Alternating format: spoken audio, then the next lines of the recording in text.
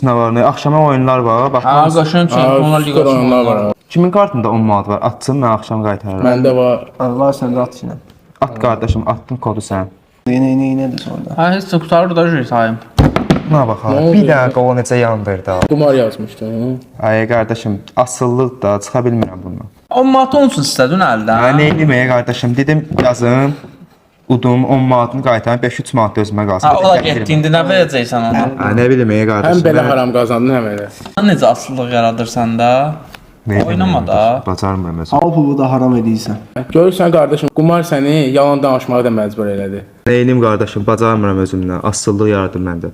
Kömək olun mənə bu bəladan qurtarın. Həqiqətən şeytan sərxoş edici içki və qumar vasitəsilə sizin aranıza ədavət və kin salmaq, sizi Allahı yad etməkdən və namazdan ayırmaq istəyər. Siz buna son qoyacaqsınızmı?